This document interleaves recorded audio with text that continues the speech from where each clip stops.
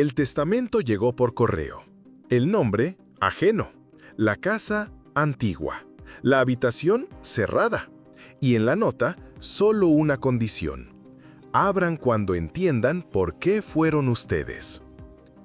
La herencia del desconocido. El sobre llegó por correo ordinario, grueso, color crema, con un sello de cera y el nombre de un remitente desconocido. Al principio, Sara pensó que se trataba de un error, quizás publicidad. Pero dentro había un documento legal, certificado por un notario. Su familia, ella, su esposo y su hijo, habían heredado una propiedad en el condado de Albury, registrada a nombre de Henry K. Martell.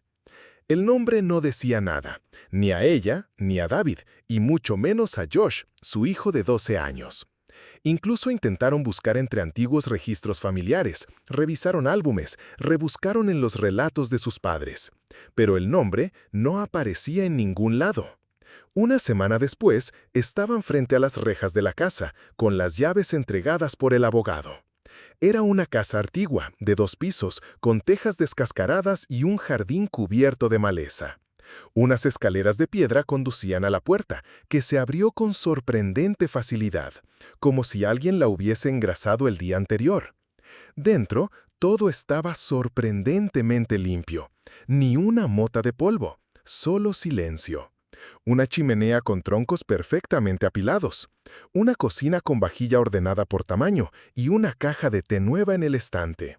En la sala, una mecedora junto a la ventana, como si alguien acabara de levantarse. Pero lo que más llamó la atención fue la puerta del segundo piso, madera oscura, manija de cobre, y en un clavo junto a ella, una llave. Un papel pequeño atado con una frase extraña.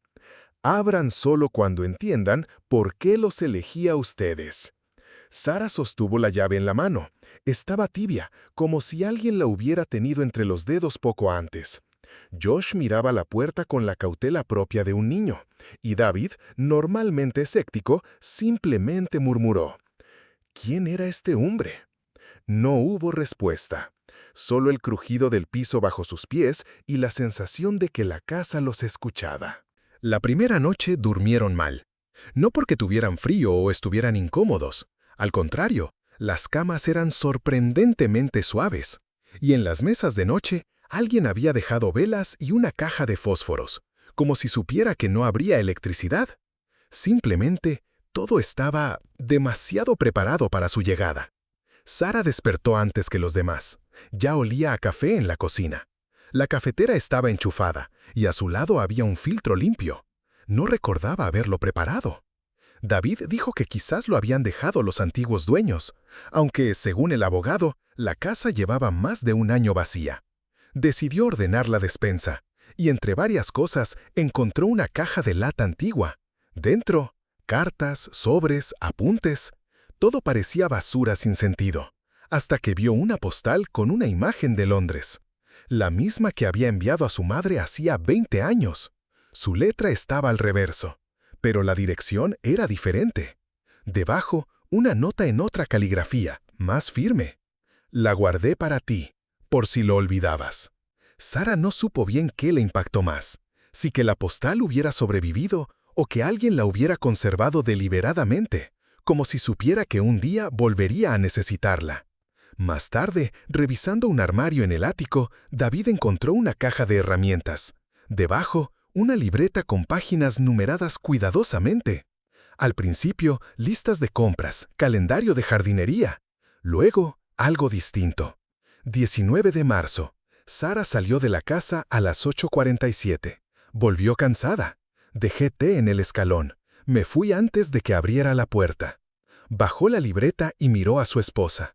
Ella leía la postal, con la mano cubriéndose la boca. Aún no sabían cómo reaccionar.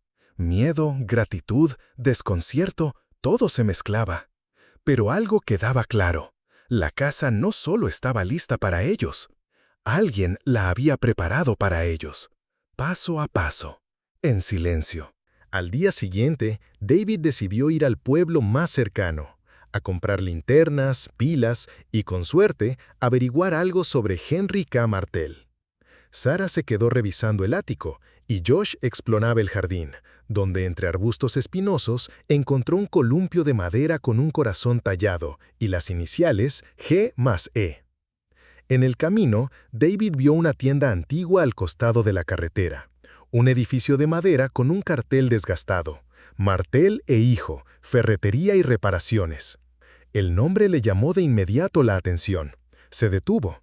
El escaparate estaba polvoriento, pero adentro brillaba una luz. El timbre de la puerta no funcionaba, así que la empujó con el hombro. Chirrió, pero cedió. Dentro olía a madera y metal. En los estantes, faroles, cerraduras, manijas, cintas métricas, rollos de alambre. Todo lo que una casa antigua podría necesitar. Desde el fondo salió un hombre de unos 60 años, con un chaleco gris. ¿Busca algo en particular?, preguntó sin asombro. Tal vez, respondió David, la casa en la colina, Martel, nos la dejó a nosotros. El hombre asintió. Sí, lo conocí. Me encargaba de todo, cerraduras, ventanas, baterías. Siempre pagaba por adelantado, con lista. Era raro. Observaba más de lo que hablaba. Fue tras el mostrador y trajo una caja. La dejó él. Dijo, si alguien viene en su nombre, entrégasela. No antes, no después. Dentro, pilas, una linterna, un rollo de película y una vieja minolta con su funda. En el bolsillo lateral, una nota. Cuando miras por el visor, ves más, sobre todo lo que se pierde fuera del encuadre. De regreso, David no podía quitarse de encima la sensación de que Martil había planeado todo, pero no como un manipulador, como alguien acostumbrado a cuidar incluso después de marcharse. Al volver, Sara le mostró lo que encontró. En un álbum polvoriento del ático, entre rostros desconocidos, una foto de su boda, tomada desde lejos, sin que lo notaran, como si el fotógrafo no quisiera ser visto. Al reverso, la misma caligrafía. Algunos momentos valen la pena guardarlos, aunque no estés ahí para verlos. Lo pospusieron 2 días, pero la habitación no lo soltaba.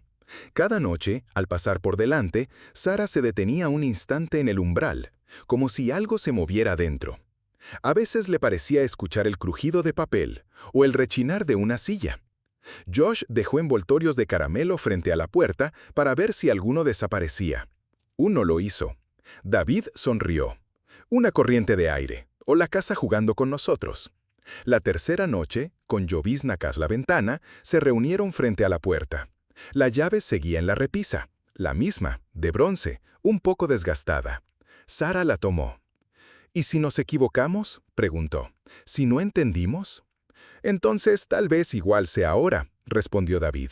La cerradura giró suavemente. La puerta se abrió. No había polvo, ni abandono, ni misterio. Solo una habitación común, bien ordenada. Un escritorio, una silla, un armario, una alfombra con un desgaste en un punto, donde probablemente descansaban unos pies cada día. Todo estaba en su sitio, pero nada parecía en su lugar. En las paredes colgaban fotos, no enmarcadas, sujetas con chinchetas. Algunas mostraban a su familia, Josh con un tren en la guardería, Sara leyendo en un banco frente al hospital, David el día que consiguió su primer trabajo. Todas tomadas a distancia, sin que lo notaran. Casi todas borrosas, como si quien tomaba las fotos estuviera en movimiento. Sobre el escritorio, un álbum con la etiqueta «Ellos».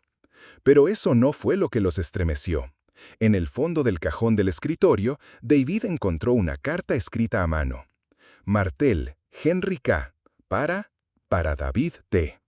Comenzaba de forma formal. Menciones de facturas, fechas, direcciones. Luego, hacia el final, tú no lo sabías, pero estuve cerca. Y quizá, aún. La frase quedaba inconclusa. La última línea sin terminar. Sara apartó la mirada. Esto no está bien. Es como si alguien hubiera vivido con nosotros y nunca lo supimos. David volvió a guardar la carta. Tal vez no vivió con nosotros. Tal vez vivió en lugar de nosotros. La habitación ya no parecía misteriosa.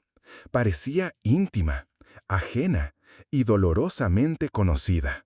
A la mañana siguiente volvieron a la habitación, sin muchas palabras. Sara llevó un termo con café, Josh, el rollo de película que aún no había revisado. David sostenía la carta del día anterior. Nadie hablaba, pero era evidente. Ya no buscaban respuestas, sino confirmación de lo que empezaban a sentir. En el cajón del escritorio encontraron un sobre, uno solo, grueso, con la inscripción «Por si alguna vez lo entiendan». Dentro, papeles cuidadosamente ordenados, extractos de cuentas anónimas, comprobantes de transferencias, un fondo de ayuda que había cubierto el tratamiento del padre de Sara, un apoyo económico que había llegado en los meses en que David perdió el trabajo.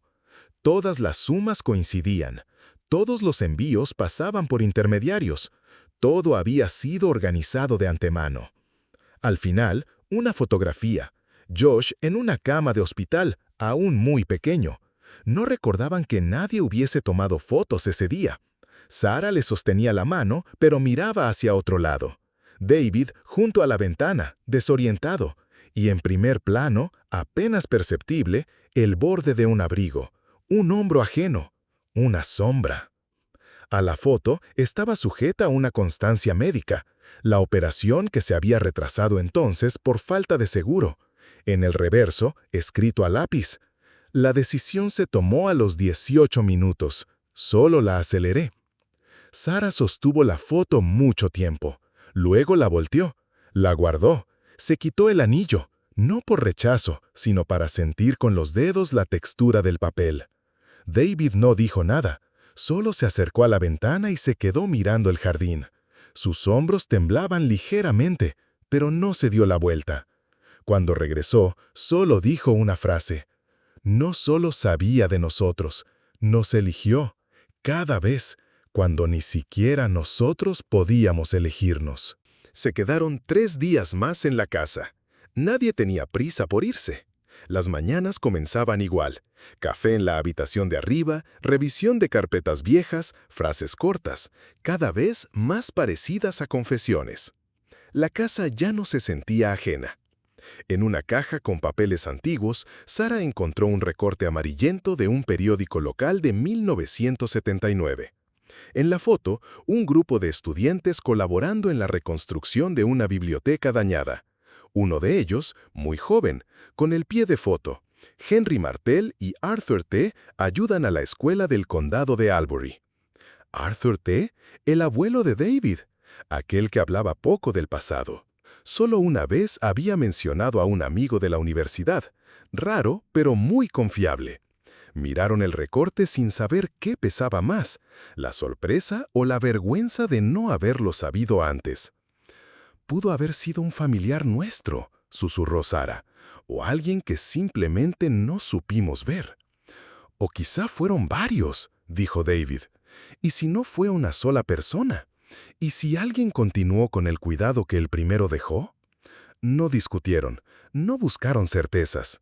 Tal vez ese era el sentido, no saberlo del todo. Al día siguiente David fue al pueblo, con la intención de visitar nuevamente aquella tienda. Pero el edificio estaba clausurado, sin letrero, sin rastro. Nadie respondió a sus llamadas.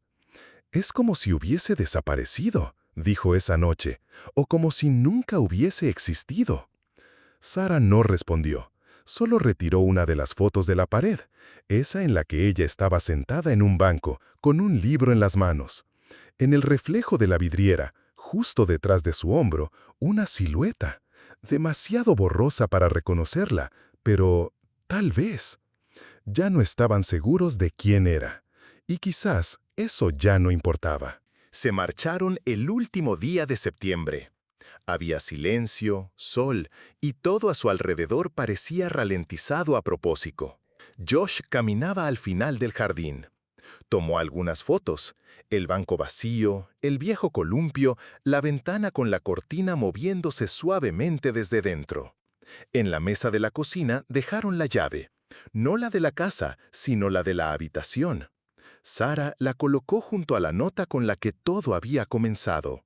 No dijo nada, solo miró la ventana, como si se despidiera de alguien que nunca salió a despedirse. De regreso en la ciudad, guardaron silencio.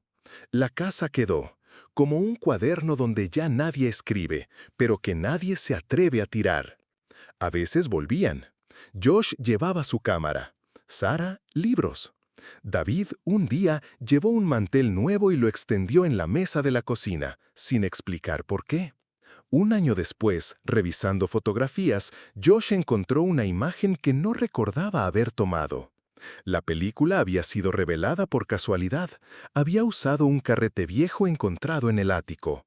En la imagen, una estantería de la biblioteca de su escuela. Y al fondo, entre los libros, asomaba el borde de una nota. Amplió la imagen. Se leía una parte del texto. Si estás leyendo esto, significa que ya sabes cómo mirar.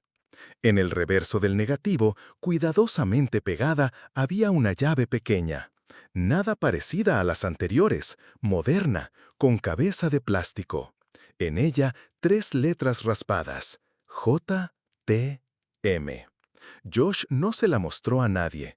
Simplemente volvió a guardar el negativo en el sobre y escribió: no para revelar, para continuar. No sabía qué abría esa llave. Y tal vez eso era lo mejor que podía pasarle.